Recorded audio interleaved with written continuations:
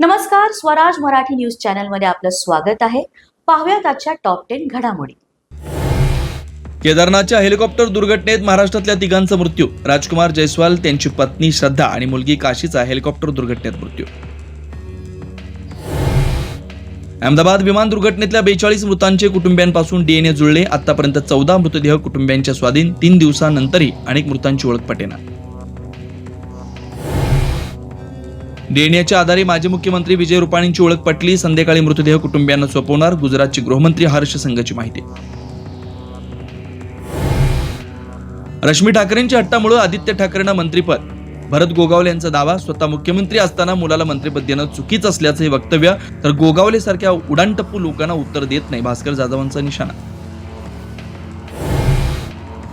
शिवसेना भवनात उद्धव ठाकरेंची शाखा प्रमुखांची चर्चा. आगामी महापालिका निवडणुकांसाठी कामाला लागण्याचे आदेश. ठाकरेंनी करून दाखवलं, गद्दारांनी घालवून दाखवलं, हा संदेश मतदारांपर्यंत पोहोचवण्याच्या सूचना.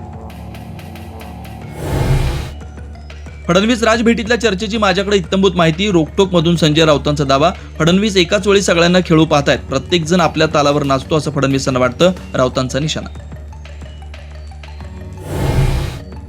नाशिकच्या सुधाकर बडगुजर आणि गणेश गीते यांच्या भाजप प्रवेशाला लागणार मुहूर्त. वरिष्ठांच्या सूचनेनंतर स्थानिक भाजपाचा विरोध मावळला. पक्षाचा निर्णय मान्य असल्याचं पदाधिकाऱ्यांचं स्पष्टीकरण. दिवंगत संतोष देशमुखांचा मुलगा विराजचा शैक्षणिक खर्च मुख्यमंत्री देवेंद्र फडणवीस करणार. विराज आणि धनंजय देशमुखांचा मुलगा सदाभाऊ खोतांच्या सैनिकी शाळेत शिकणार.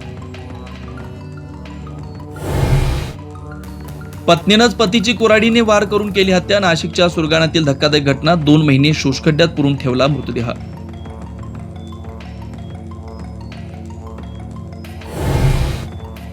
पुण्याचा सराईत गुंड अट्टी रेहम शेखचा सोलापूर पोलिसांकडून एन्काउंटर. लांबोटी जवळच्या चकमकीत अट्टीचा एन्काउंटर. पुण्यातल्या हडपसर, वानवडी आणि कोंडव्यातल्या 15 गुन्ह्यांमध्ये होता सहभाग.